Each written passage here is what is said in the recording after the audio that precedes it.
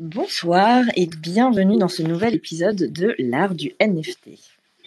Benjamin Spark est artiste et moi je dirige une maison de vente aux enchères à Paris. Avec Florent Turin, notre Joker Tech, nous animons chaque semaine en direct de Clubhouse une conversation autour de l'univers incroyable des NFT. Nous décryptons l'actualité du moment, nous invitons des artistes, des protagonistes du crypto-art et ainsi nous explorons le potentiel infini de ces fameux actifs numériques appliqués au monde de l'art et de la culture en général. Vous pouvez participer à l'émission en direct tous les mardis à 18h ou nous écouter ensuite sur vos plateformes de streaming préférées sous forme de podcast. Vous pouvez suivre notre actualité en vous abonnant à notre compte Twitter @artdunft. Et c'est parti pour l'épisode du jour. Alors aujourd'hui, nous recevons Yacine Aïtkassi. Donc je suis vraiment très heureuse de te recevoir, Yacine. Vraiment bienvenue. Merci, bonsoir, merci pour l'invitation. Et on va prendre le temps de revenir sur ton riche parcours, sur tes projets divers et variés, sur ta création Elix et sur plein d'actualités aussi imminentes. Donc vous pourrez intervenir en fin de room et surtout rester jusqu'à la fin pour une petite série de questions sur le vif et le tirage au sort du giveaway de la semaine dernière. Donc cette semaine, vu l'intense parcours de notre invité, on ne va pas faire de... Ah, on t'entend plus, Léo. On va pas faire d'actualité. C'est ça que tu allais dire, effectivement. Par interview. Sauf si Benjamin, tu voulais dire un petit mot de non-actualité. Non, mais Yacine, est-ce que tu peux te présenter très rapidement dans un premier temps, juste nous dire qui tu es, où tu vis et ce que tu fais. Alors, j'ai compris, Yacine, est-ce que tu veux te présenter? Donc, on va commencer là. Donc, je m'appelle Yacine Aïtkassi, je suis un artiste digital depuis la fin du XXe siècle. Et je suis aussi, du coup, depuis plus de 10 ans maintenant, le créateur d'une personnalité virtuelle qui s'appelle Elix, et qui est devenu, en 2015, le premier, unique à ce jour, ambassadeur digital des Nations Unies. Ça, c'est la présentation très courte, hein, mais donc je vous laisse rebondir. Ouais, alors il paraît qu'on m'entendait pas très bien. Est-ce que c'est mieux? Non, on t'entend. Oui, là, on t'entend très bien. Là, c'est mieux. Ok. Donc, petit problème technique résolu. Donc, merci. C'était ça la question. C'était une présentation très succincte. Bah voilà. C'est parfait. Alors, est-ce que on peut revenir sur ton parcours, voilà, comment tu t'es formé, où tu t'es formé. Je crois que c'est dans un très bon endroit, une très bonne maison. Voilà, donc on va faire un petit peu chronologique hein, pour essayer de parcourir vraiment toute l'étendue de ce que tu as pu faire. Oui, alors j'ai été formé, comme je disais tout à l'heure, en fin du XXe siècle dans la première section de ce qu'on appelait à l'époque le multimédia. Donc ça déjà, c'est un mot qui résonne pour toute une génération. L'époque, j'ai connu l'époque bénie des CD-ROM et DVD-ROM culturels.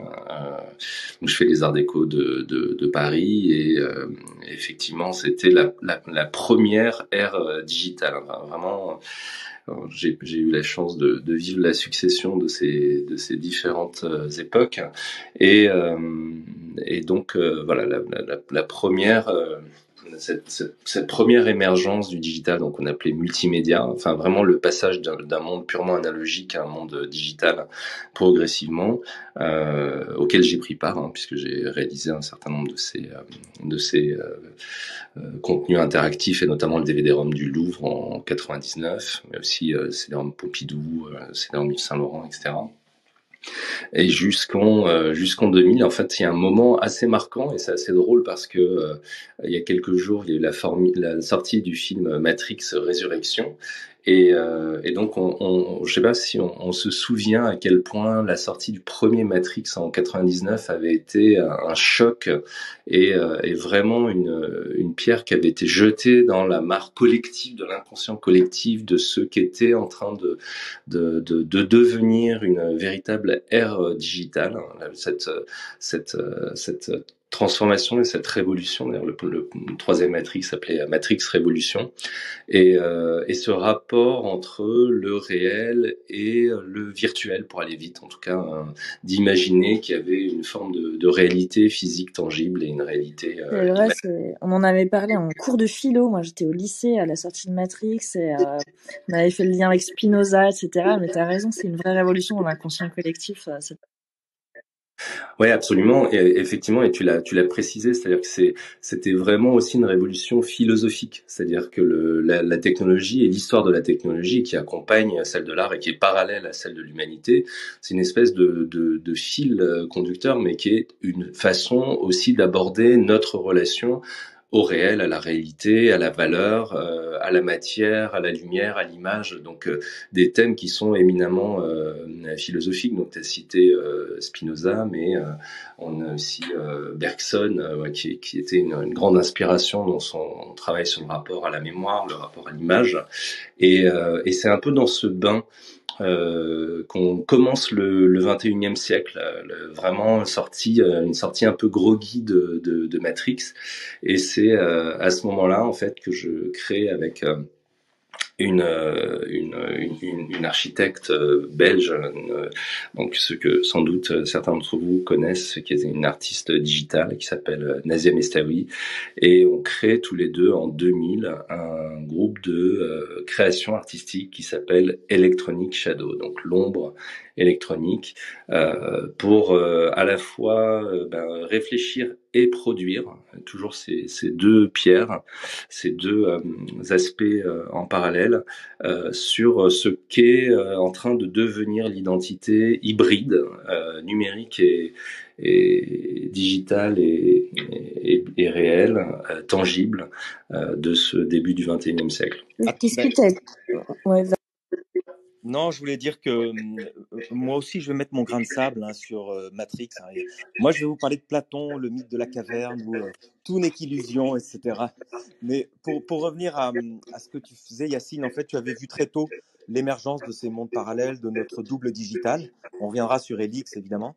Mais quand tu as lancé ça, tu étais, à mon avis, tu étais bien seul. On était bien isolés à l'époque. Je me souviens aussi de l'époque des CD-ROM et de la réalité virtuelle, et puis Second Life, enfin tous les premiers métaverses en fait. Ouais. On était bien seuls, on était bien isolés, et les gens pensaient que c'était pas de l'art, surtout.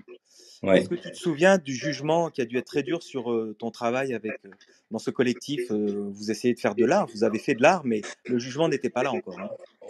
Effectivement, on a fait de l'art, on a exposé partout dans le monde, on a reçu des prix, on a une pièce qui a été achetée dans un frac, on a même créé la peau digitale d'un frac, qui est le frac centre. Donc on a vécu toute cette époque où effectivement le digital restait quand même devant la porte, poliment. Vous avez reçu Albertine Meunier, évidemment qu'on a rencontré à cette époque. On était une poignée de pionniers qui pensions que effectivement l'art ne se définissait pas uniquement par le média qu'il utilisait, mais par à la fois un propos, une expérience et puis une recherche esthétique et technique. Il faut jamais oublier que l'art il tient son origine même dans le mot, le mot grec techné, qui signifie à la fois l'art et aussi la technique. Cette relation entre l'art et la technologie, c'est vraiment les deux faces d'une même pièce qui joue son histoire dans le temps. Et c'est vrai que les pionniers du digital ont connu cette période un peu ingrate où effectivement on a énormément expérimenté, mais quand on se trouvait dans des contextes pour le coup purement artistiques, dans des foires, dans des expositions, Simplement cette forme d'art n'était pas représentée. Et d'ailleurs, c'était nous un de nos combats, hein, c'était de ne surtout pas, en fait, de retirer cette étiquette de numérique qui nous dérangeait, de dire art numérique, parce que justement, ça devenait une espèce de petit ghetto avec des festivals d'art numérique, des événements d'art numérique, comme si justement cette forme d'art n'avait pas droit de cité dans le contexte général. Et là-dessus, on a fait quand même des très belles expériences. Hein. On a participé à des expositions, notamment des expositions collectives en 2003 avec un certain nombre d'artistes pour le coup reconnus dans leur domaine.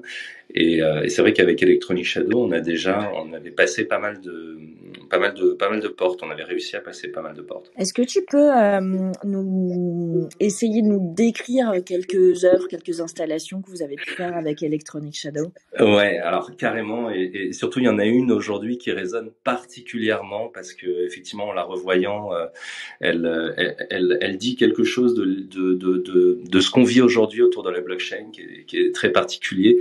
Je vais vous en citer plusieurs. D'abord parce que en 2003, on a inventé, puisque je pense non seulement ça n'existait pas avant, mais on a pu poser un brevet qui a tenu quelques années à l'INPI, ce qu'on appelle le mapping vidéo. Non, vous savez tout ce que c'est, un projeter des images sur des volumes et déformer ces images pour que les volumes aient l'air vivant.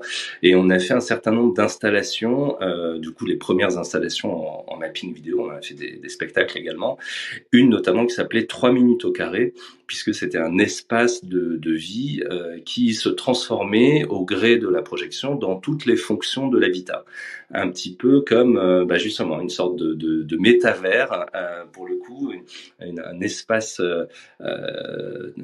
un espace virtuel mais tangible, vraiment un espace hybride, et qui nous a valu, d'ailleurs c'était assez intéressant, mais le Grand Prix du Japan Media Art Festival. Alors, c'était cool, on était les premiers Européens à avoir ce prix, mais parce que les Japonais voyaient dans cette pièce quelque chose qui parlait de leur habitat traditionnel, puisque leur habitat se définit par la fonction. On compte l'espace non pas en mètres carrés, mais en tatami. Et la même pièce est à la fois la pièce de vie, l'endroit où on dort, l'endroit où on mange, et c'est un petit peu ce qu'on présentait dans 3 minutes au carré.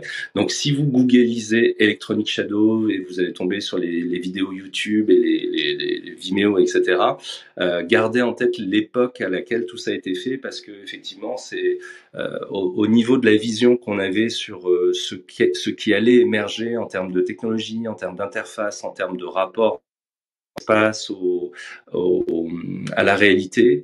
En fait, c'est quelque chose qui prend une certaine dimension aujourd'hui, et forcément dans les années 2000, 2003, 2005, c'était complètement de la science-fiction. Oui, et puis c'était totalement immersif, à mon avis, c'est ça votre idée, c'était déjà que le spectateur était dans l'œuvre, puisque, ouais. J'imagine c'est ça, être dans l'œuvre avec une espèce de son et lumière. Est-ce qu'il y avait du son d'ailleurs avec les installations? Excuse-moi Yacine, je me suis permis de te couper parce que tu fais de l'écho quand les autres parlent, donc. Je suis désolé. Ouais. Non, c'est moi, j'aurais dû te prévenir plutôt que de te muter. Non, mais j'ai compris. T'inquiète, désolé. Oui. Alors il y avait toujours du son, et c'était toujours effectivement une expérience sensorielle. C'est-à-dire qu'on était à l'intérieur de l'œuvre. Et d'ailleurs, la plupart des œuvres étaient également interactives, c'est-à-dire qu'avec son corps, on activait une partie des scénarios, une partie des sensations. C'était de la musique en général, avec notre musicien Two Square. Je sais pas si vous vous souvenez de ce groupe. Enfin, il existe toujours, un Télépop Musique, dont justement Stéphane a réalisé l'ensemble des musiques de nos œuvres à l'époque. Donc, on rentrait vraiment dans un trip, hein, puisque c'était dans une certaine obscurité. On travaillait énormément avec la projection, aussi avec de la matière physique. On a fait beaucoup d'installations avec de l'eau. Et notamment, alors la réponse que j'allais donner, une installation qui s'appelait Exil, qui est un anagramme d'Helix d'ailleurs, Exil, dans laquelle on a fait en fait un grand bassin de 4 mètres de long, rempli d'eau, dans laquelle on avait une projection d'eau, donc des reflets comme ça dans la salle.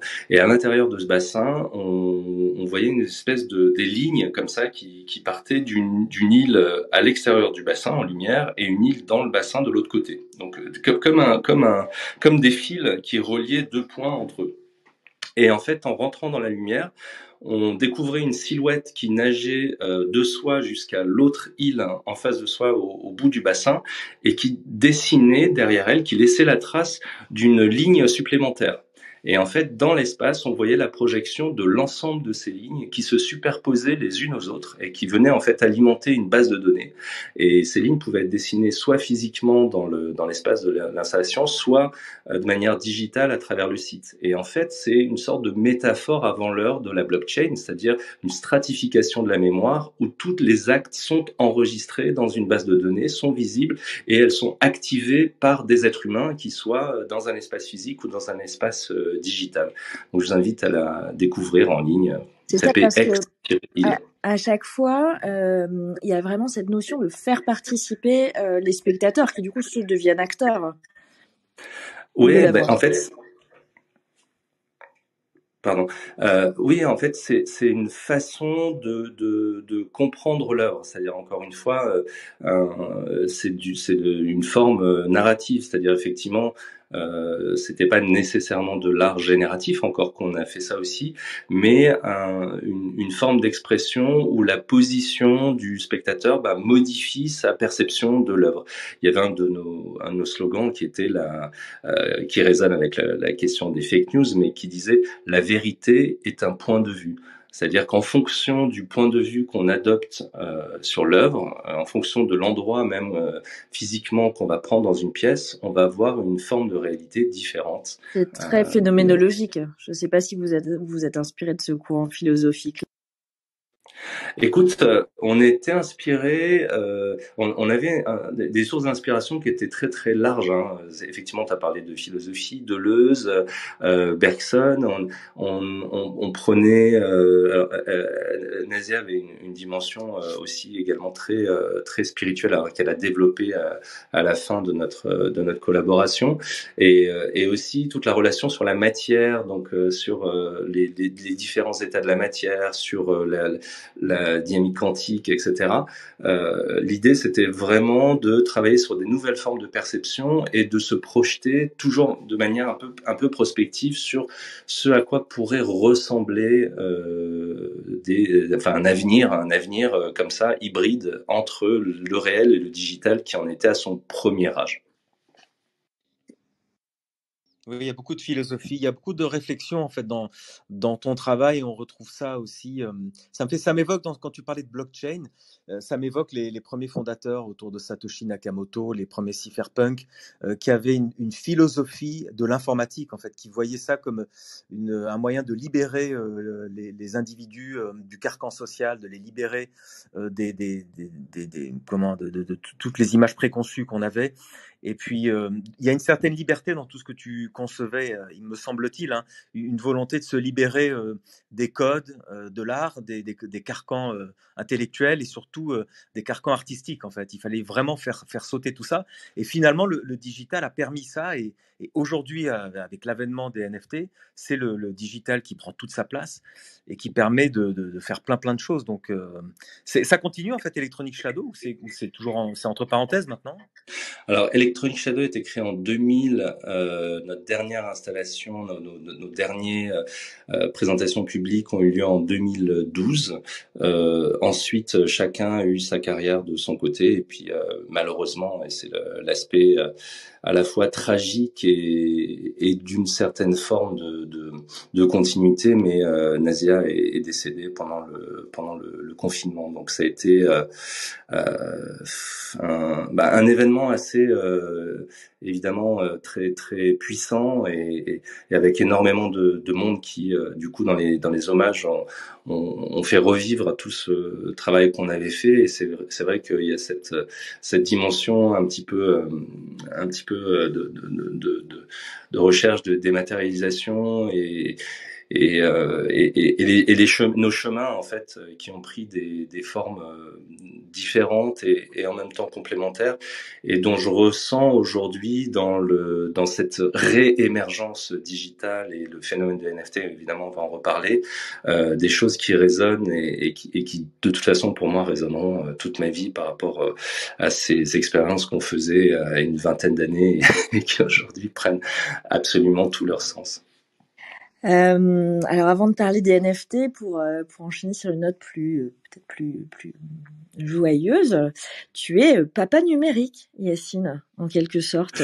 Est-ce que tu peux nous parler de ta progéniture? Maintenant que je vous ai parlé d'Electronic Shadow, honnêtement, j'en parle pas souvent, et là on parle digital, donc forcément c'est un sujet qui va vous toucher plus, et donc on remonte un petit peu plus loin. Mais en 2011, en fait, on a déjà la deuxième phase de cette ère numérique, en considérant qu'on ouvre la troisième et Web3 et compagnie, on va en parler. Mais dans cette deuxième phase de l'ère numérique, justement, ce qui était peut-être réservé à des privilégiés, ou en tout cas on nous regardait bizarrement, les gens qui étaient, encore une fois, on parlait de nouvelles technologies à l'époque, ça veut bien dire que c'était nouveau pour la majorité des gens. Et d'un coup, l'avènement de ce Web 2 censé être plus interactif, en tout cas l'émergence des réseaux sociaux, l'émergence des smartphones petit à petit, qui est en train de transformer radicalement le rapport à l'internet, le rapport à l'information, le rapport à l'identité, parce qu'on a parlé d'ombre électronique au début, mais on faisait des installations où les gens qui venaient n'étaient pas forcément équipés, et du coup ils rentraient dans un monde magique de quelque chose qui allait leur arriver. Et c'est vrai qu'à partir de la deuxième décennie, ce truc est arrivé. Chacun d'entre nous avait réellement une ombre électronique, qu'il le veuille ou non. C'est-à-dire qu'une ombre électronique, c'est aussi toutes les datas qui vous définissent auprès des organismes qui vous connaissent par autre chose que votre nom. Ça peut être le compte en banque, ça peut être vos données de santé, ça peut être toutes les millions d'images qui sont déversées chaque jour sur les réseaux sociaux. Et en fait, ces ombres électroniques, elles commencent à générer des personnages digital. L'intuition, c'est de se dire, en fait, l'heure est venue pour ouvrir une nouvelle page artistique et aussi dans le mode de communication qui va me faire revenir, et pour plein de raisons, je vais vous en citer quelques-unes, à la forme la plus, vraiment, si on parle d'art, c'est dans les beaux-arts, c'est peut-être la première expression qui est le dessin. Pourquoi le dessin ? Pour plusieurs raisons qui sont complémentaires. La première, c'est que pendant 10 ans, je travaille et j'aide d'ailleurs, depuis 98, une technologie française de 3D temps réel. Il faut vous imaginer que c'était vraiment l'ancêtre de Unreal, de Unity. Peut-être certains d'entre vous l'ont connu, une techno qui s'appelait Virtools, qui était extrêmement puissante, de 3D temps réel, qui permettait de faire déjà toutes nos installations, nos spectacles, mais aussi des jeux, des expériences interactives, et qui était un peu trop tôt. Et c'est vrai que cette tech a été rachetée par une autre boîte française qui a pas forcément poursuivi son développement, et ça arrivait à plein de pionniers numériques, ou les gens qui ont fait beaucoup de choses en Flash, et en fait d'être dépendant à un moment donné d'une technique ou d'une technologie, plutôt, qui du jour au lendemain, sur une décision qui n'est pas la sienne en tant que créateur, en tant qu'artiste, devient obsolète. Et le dessin a cette qualité, en tout cas les arts plastiques ont cette qualité de pouvoir résister à l'obsolescence et de pouvoir se transformer, de se transfigurer. Donc j'ai été un peu échaudé, il y a eu cette envie. Et puis au-delà de cette anecdote un peu malheureuse, et encore une fois tout le monde l'a connue, à chaque mise à jour de iOS, il y a des applications qui disparaissent pour les gens qui peuvent pas les maintenir.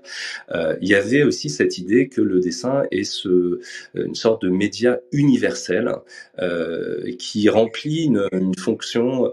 Benjamin, pardon. Mais en fait, non, parce que ce que tu veux nous dire, Yacine, c'est que après avoir exploré à fond, il y a 20 ans, un peu plus de 20 ans même, les outils digitaux, tu es revenu au dessin, au crayon à papier, et au dessin et au carnet blanc que l'on voit sur toutes tes vidéos YouTube, où on va peut-être parler aussi d'Elix maintenant, parce que le suspense est intense, mais on veut que en fait, tu es en train de nous dire que tu es arrivé à créer ce petit bonhomme, ce petit personnage qui a été créé avec 3 coups de crayon sur une page blanche, finalement, et c'est ce qui a donné même le plus de force à tout ton message, en fait.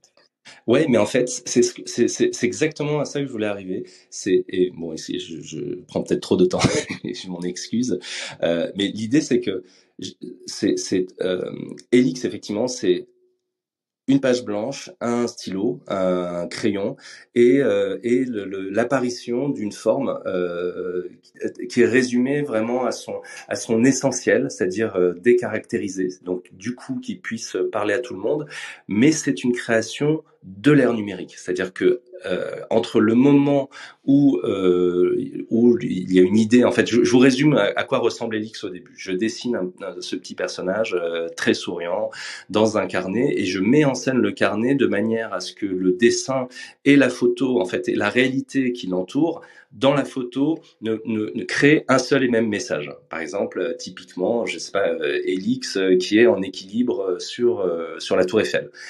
Donc je dessine Elix en équilibre sur une pointe, je pose le carnet le long, enfin je tends le bras de manière à ce que dans mon appareil photo, on ait vraiment l'impression qu'Elix soit debout sur la Tour Eiffel. C'est une sorte de réalité augmentée low-tech. Mais en fait, la dimension Comme les photos de la tour de Pise, quoi. Exactement, c'est le principe. Mais en fait, la dimension de créer sur le motif, un petit peu comme les impressionnistes, tu vois, qui ont été libérés de leur atelier par l'invention du tube de peinture, Elix, c'est ma libération, et tu as parlé de libération de l'atelier digital, donc avec les énormes machines qu'on avait à l'époque, les projecteurs, etc., grâce au smartphone. Le smartphone, si tu veux, c'est mon tube de peinture impressionniste. C'est ce qui me permet de sortir et d'aller créer sur le motif. C'est ce que disaient les impressionnistes. Ça, c'est de la super punchline. Hein. Donc c'est vraiment création sur le motif et du coup avec ce qu'apporte le motif, c'est-à-dire le hasard. Je me balade dans Paris et en fonction de ce que je vois, c'est vraiment du situationnisme. Je pars à la volée et surtout l'autre idée, c'est que je considère Elix non pas comme un personnage de fiction qui vit dans un monde fictif, mais comme un personnage hybride, une personnalité virtuelle qui a tous ses comptes de réseaux sociaux. C'est-à-dire que tous les comptes sont à son nom, comme s'il existait vraiment. C'est une sorte c'est ton double, j'allais dire digital, non, mais c'est ton double virtuel, en fait, le petit Elix. Mais en fait, si j'ai bien compris, dès que tu l'as créé, ce qui est intéressant, c'est que dès que tu as créé ce personnage, tu l'as fait voyager. Donc, quand on circule, quand on tape Elix dans Google, on voit qu'Elix est parti dans le monde entier, en fait, il y a quelques années. Et je pense qu'après, on va arriver sur les Nations Unies, etc. Mais je pense que tout de suite, d'emblée, il a eu un rôle d'ambassadeur de l'humanité, finalement, ce petit personnage. Il y avait effectivement cette idée de pouvoir parler à tout le monde, pouvoir s'adresser à tout le monde. Alors c'est pas mon double à moi effectivement, et Lucie Léonard en a parlé comme d'un enfant, et c'est vrai que c'était plus proche de ça. Mais il y a effectivement cette façon de pouvoir s'adresser à tout le monde, et là-dessus j'ai des anecdotes assez folles, parce que c'est là pour le coup lié au dessin. Mais le dessin, c'est une forme vraiment de langage universel. Alors c'est en même temps assez dramatique parce qu'on l'a vécu au cours de cette même décennie et avec les événements tragiques sur les attentats à Paris et toutes les non seulement les polémiques mais quasiment les conflits qui ont lieu à cause enfin pas à cause mais en tout cas qui sont partis du prétexte du dessin. En fait on a juste pas mesuré à quel point le dessin multiplié par le digital, c'était peut-être un des outils les plus puissants en termes de messages, qu'ils soient positifs ou négatifs. Alors justement, est-ce qu'on peut dire qu'Elix a une vraie dimension politique aujourd'hui ? Parce qu'il y a un vrai engagement finalement à travers ce personnage. Alors non seulement oui, et c'est ce qui est arrivé, mais c'est aussi ce qui, d'une certaine manière, a fait bifurquer ma route à un moment donné, puisque effectivement cette émergence. Alors je fais l'histoire rapidement, mais effectivement, Elix fait vit sa vie sur les réseaux sociaux. Ça prend une ampleur assez folle sur Instagram. Il devient, enfin, il est mis en avant par Instagram pendant 6 mois. C'est la photo la plus likée du réseau, donc il y a une espèce d'emballement, il y a plein de choses qui arrivent, et parmi ces choses, les Nations Unies qui me contactent avec la même problématique que tout le monde à l'époque. On est une organisation, on a des sujets complexes, on a 6 langues officielles, 193 États, est-ce qu'on pourrait essayer de voir de quelle manière on pourrait communiquer ensemble? Donc commence une collaboration longue, hein, maintenant ça fait 7 ans. Ça prend de l'ampleur aussi. En 2015, on fait un tour du monde en 70 jours pour les 70 ans de l'ONU, et au terme de ce voyage, Elix devient l'ambassadeur digital des Nations Unies.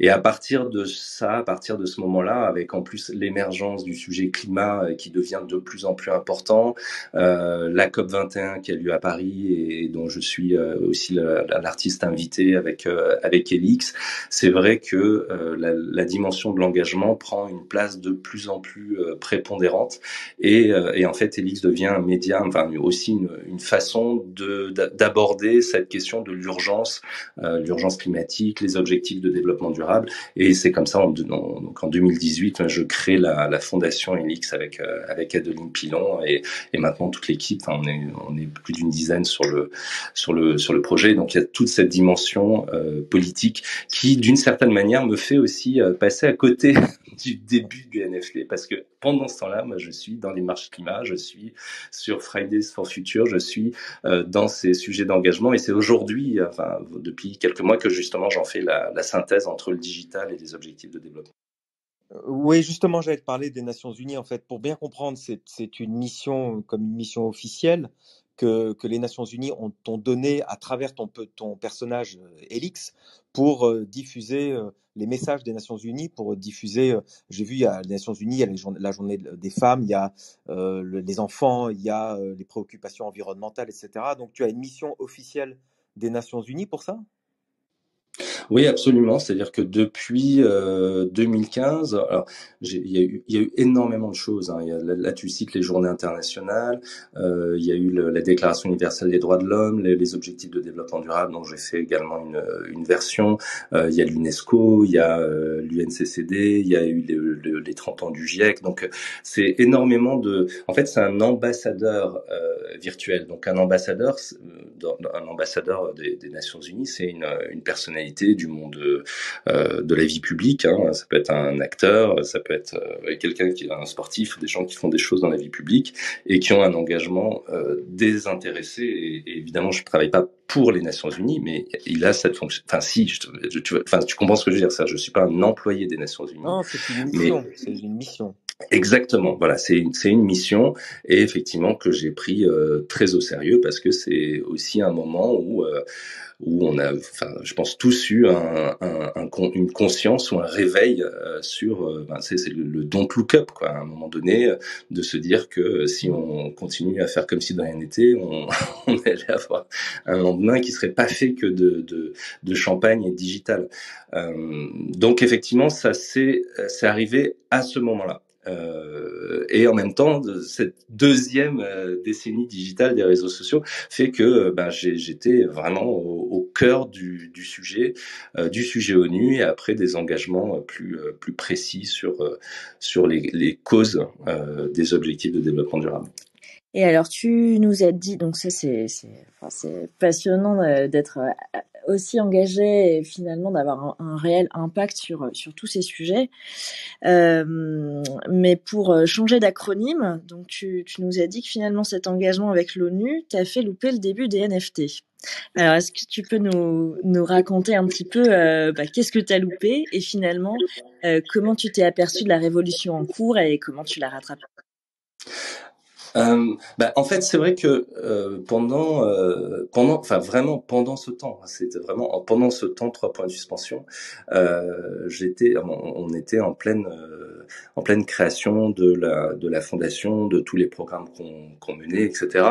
Et c'est vrai qu'il y a eu un temps d'arrêt mondial qui a été, au final, je pense, et je dis ça, je m'avance peut-être, mais je pense qu'il y a été vraiment une sorte de grande chance collective, et c'est difficile à dire parce qu'il y a encore beaucoup de gens qui souffrent de ce sujet, et je parle de la pandémie, hein, vous l'aurez compris, mais d'une certaine manière, c'est une espèce de société qui va trop vite et trop vite dans le mur, et à un moment donné, une sorte de coup d'arrêt obligatoire et qui est issu de notre vitesse, justement, aller trop vite dans le mur. On parle des confinements là, bien sûr, hein. On parle des confinements, effectivement, et on parle de notre rapport à la nature, au vivant. Mais parle-nous de tes NFT, plutôt, Yacine. Pardon ? Parle-nous de tes NFT, de ton arrivée dans les NFT. Alors, bon, en fait, je faisais le parallèle parce que avant d'arriver sur les NFT, je suis revenu très très fort sur la question des métavers. Alors, on va peut-être en parler tout à l'heure, et de la réalité virtuelle. Et l'arrivée sur les NFT et depuis un an en fait que je m'y intéresse et de plus en plus, c'est-à-dire de comprendre le phénomène. Alors, en plus, j'en ai parlé avec beaucoup avec votre invitée précédente, Primavera, qui est une amie. Donc, on a beaucoup parlé de ce sujet et du coup en le voyant évoluer en même temps et depuis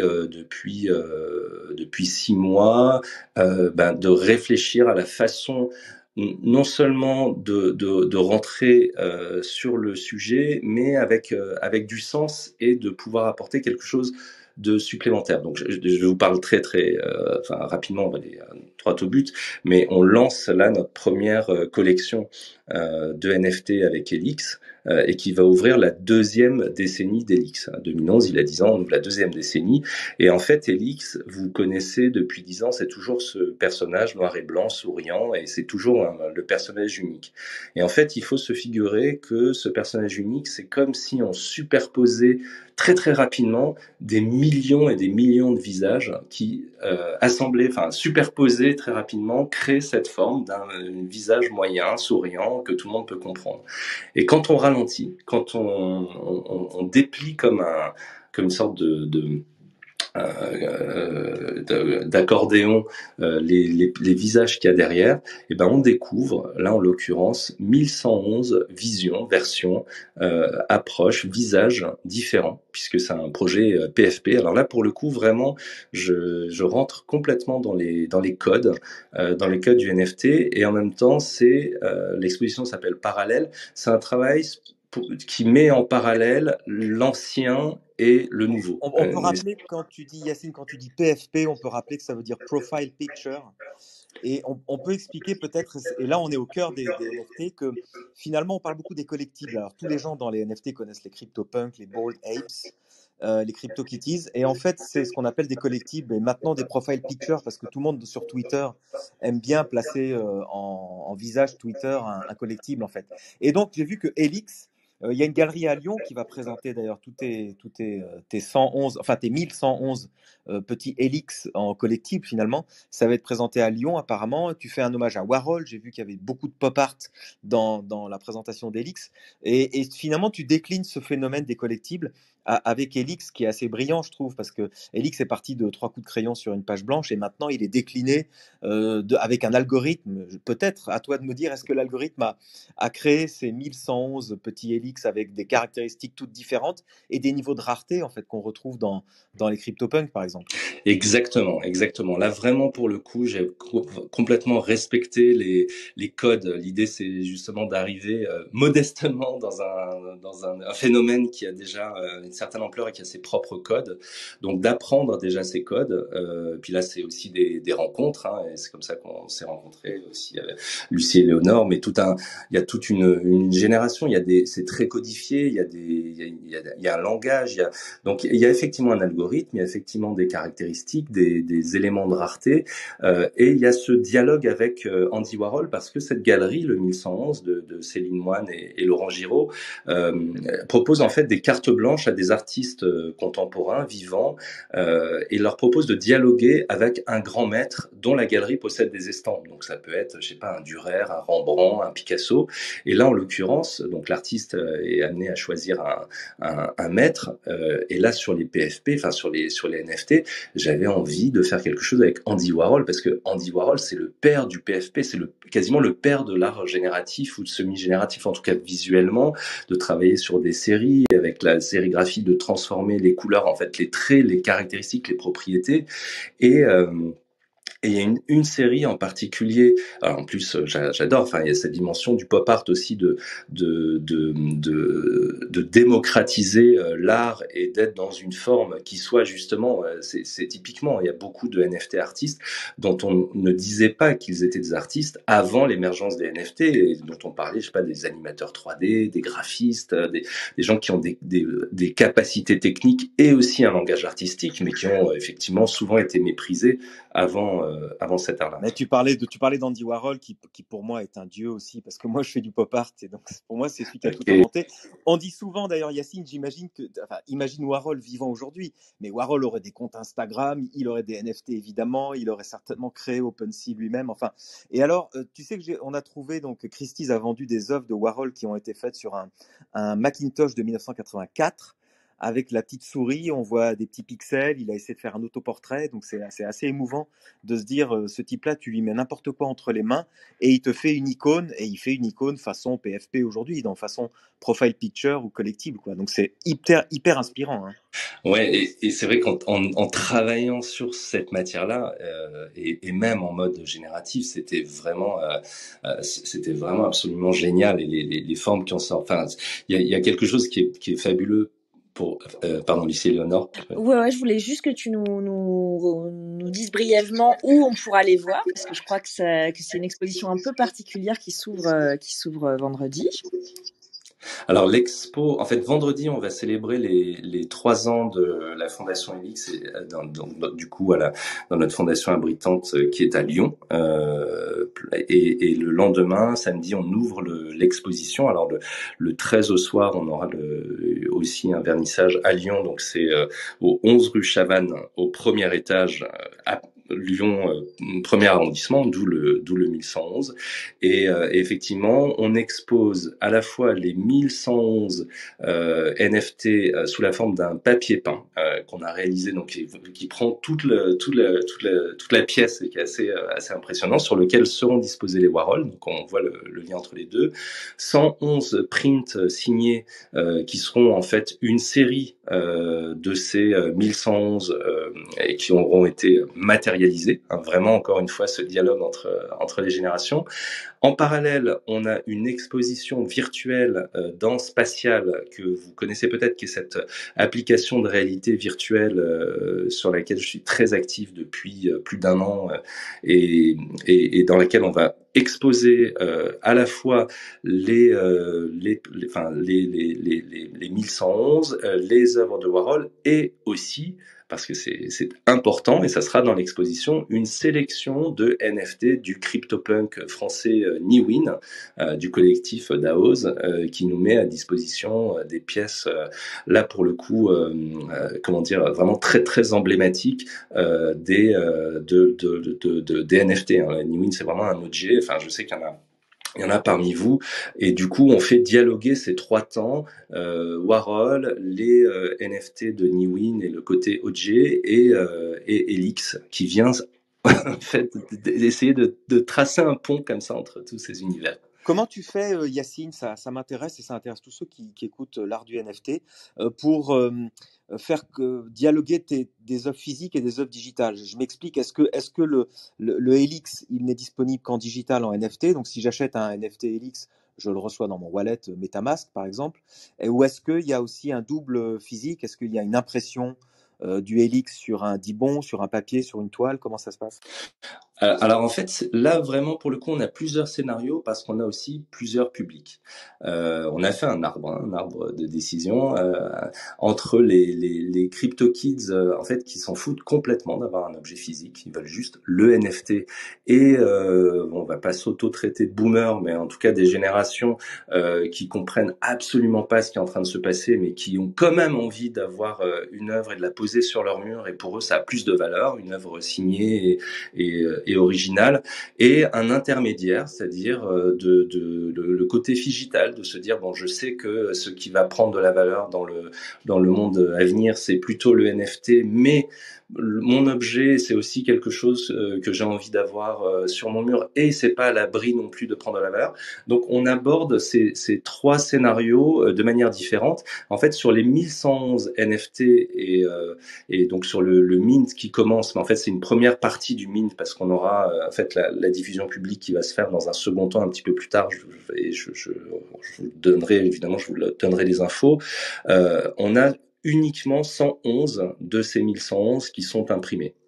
Donc ça n'enlève, en fait, ça ne leur rajoute pas une valeur particulière en tant que NFT parce que je les ai pris vraiment de manière linéaire du numéro 112 au numéro 223 et c'est 111. Alors le hasard de leur trait, c'est le hasard de la forme générative, mais en fait, voilà, il y a des gens qui repartiront uniquement avec ces tableaux. On va leur expliquer le principe et si ils veulent faire le voyage jusqu'au bout, on aura des gens qui seront là et aussi du collectif DAOS pour les onboarder, en fait, pour les embarquer, pour leur raconter l'histoire, peut-être pour les aider à faire leur wallet, pour leur expliquer ce qui est en train de se passer. Et il y a aussi une dimension pédagogique, je veux dire, entre les gens qui sont dedans et ceux qui sont pas dedans, la marche, elle est quand même encore assez haute. Et tout ça, ça va se passer donc à la galerie 1111 et donc on pourra venir, on pourra s'aider enfin, être aidé pour avoir son wallet et on pourra acheter les NFT aussi sur place ou est-ce qu'on les NFT on pourra aussi les acheter sur une plateforme, enfin comment ça va se passer? Alors, si je vous dis, en fait, ce qui va se passer, c'est que pour l'ouverture de l'expo, les NFT qui sont associés aux œuvres, on va les offrir. C'est-à-dire que la personne achètera son tableau, on va lui proposer le NFT qu'on va lui minter gratuitement. Donc, il aura uniquement à régler ses gas fees et du coup lui faire comprendre ce qui va se passer là-dedans. Et ensuite, le drop public, comme je disais tout à l'heure, se fera dans un second temps. Donc les gens qui sont à Lyon pourront effectivement dans la galerie soit prendre rendez-vous, être enregistrés pour participer au prochain drop ou avoir justement ce mint qui sera offert, en fait le NFT du tableau physique qu'on achète. Ok, donc là tout se passe à Lyon en fin de semaine, quoi. Il faut vraiment être. Et partout dans le monde après, effectivement, dans quelques semaines, on l'aura pour tout le monde et même si vous n'êtes pas à Lyon, vous pourrez avoir votre NFT. Tiens, avant de te poser ma prochaine question, Yacine, je voulais simplement dire aux personnes qui nous écoutent qu'elles peuvent maintenant lever la main et monter sur scène, prendre le micro avec grand plaisir pour soit te poser une question, soit intervenir, enfin partager une expérience ou quoi. Et je voulais te demander, Yacine, de mettre un peu les pieds dans le plat. Revenir sur ta mission aux Nations Unies, dont une partie de la mission est pro-environnementale et la lutte contre le réchauffement climatique et les émissions de CO2. Alors, tu sais qu'il y a beaucoup de discussions. Nous, dans les NFT, on est peut-être un peu moins impactés, mais tout ce qui est lié autour des crypto-monnaies, du Bitcoin, etc., sur les problèmes environnementaux que possiblement les blockchains pourraient faire, c'est-à-dire en dépensant de l'électricité. L'électricité vient de centrales à charbon, donc ça émet du CO2, etc. Est-ce que tu as un message là-dessus? Est-ce que tu es pris entre deux eaux dans cette matière-là, ou est-ce que toi, tu évangélises sur les blockchains en disant que non, quand on regarde de très près le minage, l'environnement n'est pas impacté ou pas tant que ça? Écoute, c'est une question centrale et évidemment, ça fait totalement partie de notre plaidoyer. Évidemment, il y a un problème aujourd'hui sur le cryptage, enfin sur le minage du Bitcoin essentiellement. D'ailleurs, on parle de minage. Le Bitcoin, il faut considérer que c'est un petit peu le charbon de notre révolution industrielle digitale aujourd'hui. De même que la révolution industrielle première du nom, elle s'est faite sur une énergie extrêmement sale et polluante, et que dans le contexte du changement climatique, c'est quelque chose qui est très compliqué. Mais là, on parle pas effectivement du Bitcoin, et je fais totalement la différence entre le phénomène, son alimentation en énergie, et puis la vision à long terme. Déjà, je vais pas vous apprendre ça ici, mais effectivement, on a quand même des technologies de blockchain qui sont incomparablement moins polluantes que le Bitcoin. D'ailleurs, le Bitcoin... Ce sera minté sur quoi, d'ailleurs, toute cette collection de PFP? Alors, cette collection, et c'est là où ça sera le paradoxe, mais en fait, encore une fois, on rentre dans les codes du Mais les projets qu'on vise sur 2022 seront plutôt sur du Flow ou du Tezos. Et en fait, voilà, on encourage déjà ce type de blockchain et on attend aussi beaucoup de l'Ethereum 2, comme tout le monde, vraiment pour réduire cette facture. Et ça, c'est la dimension énergétique.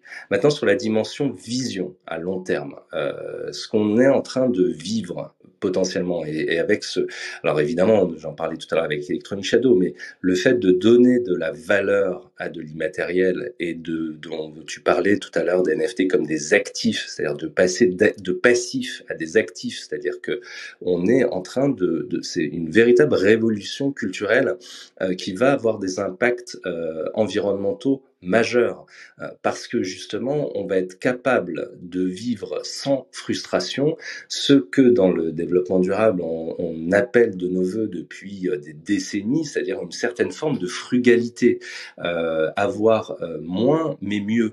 Et ce moins mais mieux, c'est-à-dire la fin de l'ère de la société de consommation, de passer d'une société de consommation à une société de la contribution, des DAO, c'est-à-dire d'arrêter d'acheter des merdes, il n'y a pas d'autre mot, qui servent à rien juste pour créer des transactions économiques, alors que ces mêmes transactions peuvent être opérées sur des objets immatériels qui, dans des systèmes de preuve d'enjeu et pas de preuve enfin vraiment sur du full of stack, c'est-à-dire de travailler sur des objets qui n'auront un impact que sur des moments très très courts, en fait en tirant le fil, c'est absolument vertigineux. Et je pense que ça peut aller beaucoup plus vite dans cette transformation culturelle et des usages, sans faire en sorte que l'évangélisation écologique, honnêtement, on s'est planté, on n'y arrive pas. Enfin, c'est Don't Look Up, hein, vous avez vu le film sur Netflix, on n'a pas réussi, on n'y arrive pas.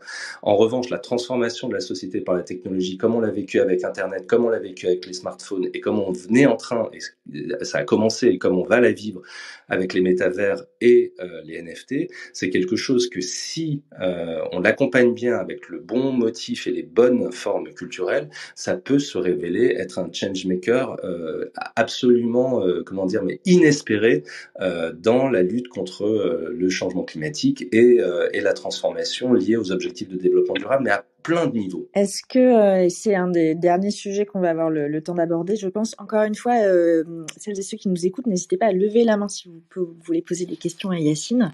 Je sais qu'Yacine, tu proposes beaucoup de choses aujourd'hui que tu regroupes sous la bannière Extended Reality, donc la réalité virtuelle, la réalité augmentée, etc. Est-ce que tout ça va aussi contribuer finalement à consommer moins de matériel pour avoir plus d'expérience dans l'immatériel et donc réduire l'impact écologique? Mais complètement.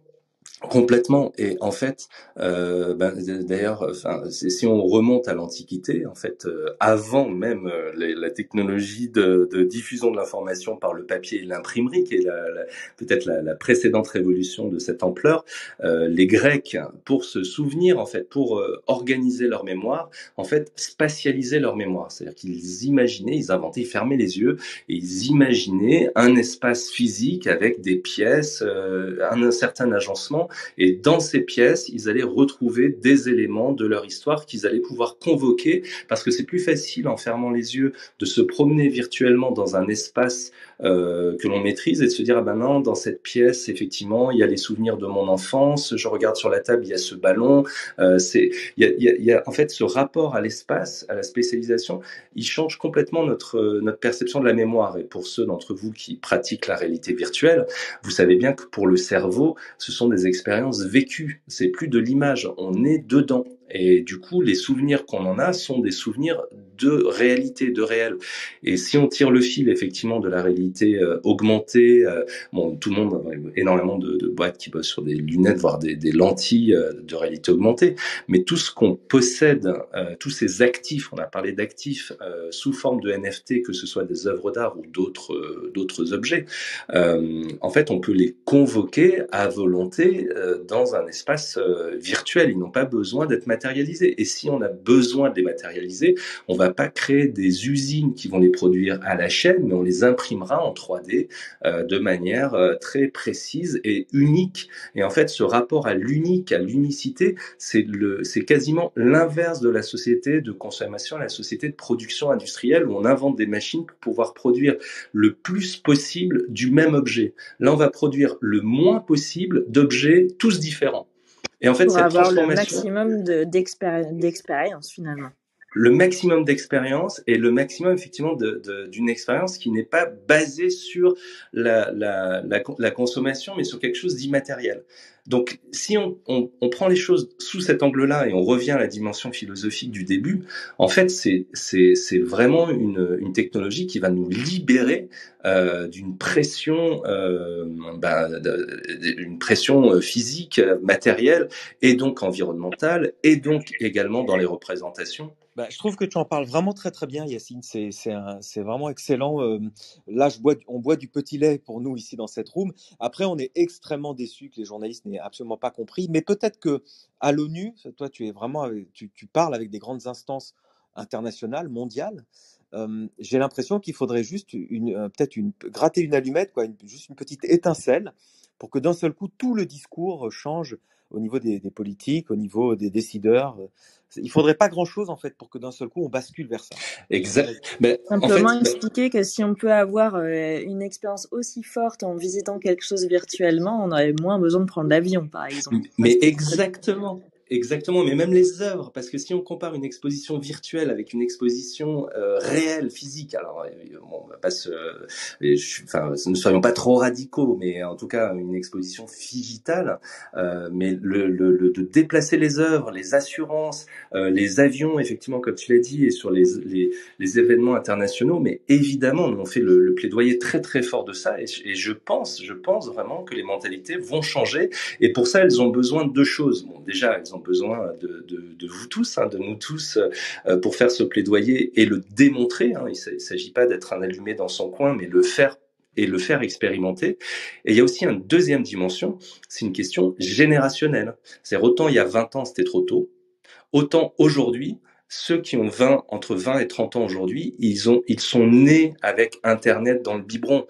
Donc en fait, ça change tout. C'est-à-dire qu'un enfant de 8 ans aujourd'hui, si on lui pose la question à Noël, est-ce que tu veux des coins virtuels de ton jeu, ou bien est-ce que tu veux un jouet en plastique qui vient de Chine, il s'en fout du jouet en plastique. Oui, mais le paradoxe, Yacine, c'est que c'est cette génération qui a 20 ans aujourd'hui qui est extrêmement préoccupés par les changements climatiques. Je pense même beaucoup plus que notre génération, parce que eux, ils sont nés, ils entendent que ça depuis qu'ils sont nés, qu'il y a des problèmes climatiques. Et en fait, il y a un paradoxe, mais bon, on va pas faire toute la room là-dessus. Le temps passe. Surtout que l'heure tourne. L'heure tourne, oui, on en reparlera une autre fois. En fait, tu devrais revenir, Yacine, on va parler que... Non, mais avec plaisir. Et je vois le paradoxe dont tu veux parler. Et franchement, je l'ai vécu en plein parce que je connais très très bien ces mouvements de la jeunesse. Et je pense qu'on a un déficit de représentation positive de la façon dont ces techs peuvent nous amener vers cette... Et c'est vraiment aussi à ça que va servir Helix dans le monde des NFT. Là, on fait ce lancement avec les PFP. La suite, ça sera sur les objectifs de développement durable. Il y a une vraie histoire à raconter. Il y a une histoire positive de comment on vit dans 10 ans avec presque rien, mais avec tout. C'est magnifique. Pour pas clôturer la room, mais clôturer le discours. Comment on fait pour vivre avec presque rien, mais avec presque tout. On va s'arrêter là pour l'interview en elle-même, et effectivement, on te fera revenir, Yacine, parce que l'objectif c'est 2030, si j'ai bien suivi. Je vais juste te poser quelques toutes petites questions rapides. Pour clôturer pour la dernière partie de cette room. Est-ce que, là, comme ça, au débeauté, tu peux nous citer un ou une artiste qui t'inspire ? En fait, il y a un nom qui me vient en tête parce que pour le coup, pour avoir été artiste numérique pendant longtemps, et effectivement, on était toujours sous les radars. Je vais vous proposer le nom d'un créateur de jeux vidéo qui s'appelle Genova Chen, qui a créé ses œuvres mais magnifiques, Flower, Journey, Sky plus récemment, et qui crée des univers interactifs qui sont déjà hyper beaux et très bien conçus. Et en fait, je pense que le jeu vidéo est également effectivement une forme d'art qui a peut-être souffert de sa dimension industrielle dans son appréciation artistique, et c'est vraiment justice qui est rendue au monde du jeu vidéo aujourd'hui avec les NFT, qu'on prenne enfin au sérieux à tous les niveaux. Donc Genova Chen. Ok, génial. Inattendu, mais super. Est-ce que tu es collectionneur de NFT? Alors je commence, hein, mais je suis Alors, arrivé tard. Hein, t'as commencé par quoi? C'est quoi ton premier NFT? Alors mon premier NFT, je vous ai parlé de Spatial tout à l'heure, et Spatial a mis en vente en fait des espaces qui sont en eux-mêmes des NFT, et du coup l'espace dans lequel on va exposer la boucle est bouclée, l'expo parallèle avec Warhol et Newin, est en soi-même un NFT qui s'appelle Museo, qui a été créé par Polycount, et ça c'est mon tout premier NFT. Génial, ok. Le NFT que tu n'as pas réussi à acheter? Alors, encore une fois, comme je suis trop nouveau sur le domaine, je n'ai pas encore vécu cette expérience de dire, ou alors je vais dire tous les NFT qui sont partis avant que j'arrive, mais j'ai pas encore eu cette expérience de me dire le faux mot et de passer à côté. Je vous répondrai peut-être dans quelques mois. Ça sera peut-être quelqu'un de cette celui room. que tu attends avec impatience. Celui que j'attends avec impatience, et elle est dans la room, c'est la série de NFT d'Hermine Bourdin sur voilà, je vais pas le dévoiler, si elle veut en parler avec plaisir. On l'attend tous avec impatience. Voilà, je fais partie des impatients.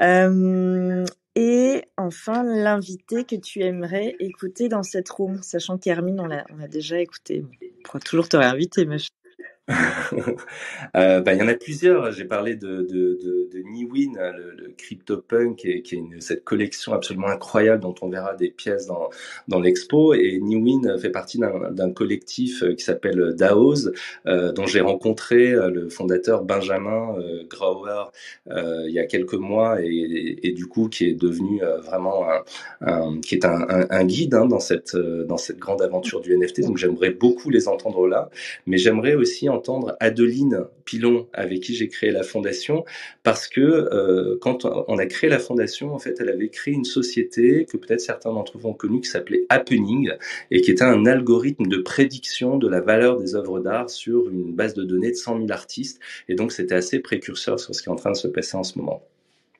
Effectivement, je connaissais pas, mais je note avec grand intérêt. Je vais aller voir ça de près. Et eh bien, merci beaucoup, Yacine. Je passe la parole à Florent pour clôturer avec la petite tradition du giveaway. Il faut faire le tirage au sort de la semaine dernière. Ouais, tout à fait. Donc, Yacine, je vais te demander une dernière question après cette interview passionnante. C'est de choisir un chiffre entre 1 et 18. Et tu vas être responsable justement du NFT de notre invité de la semaine dernière, Albertine. Et forcément le 17 pour les 17 ODD. Ok, bon, je vais commencer par la fin pour une fois, pour changer un petit peu, au cas où il y en a qui essaient de hacker le game. 9, 10, 11, 12, 13, 14, 15, 16, 17. C'est Dindona qui gagne le giveaway de cette semaine. Et donc félicitations à toi, Dindona. Et du coup, Yacine, on t'a pas demandé, mais est-ce que tu aurais aussi un giveaway pour les auditeurs de l'art du NFT?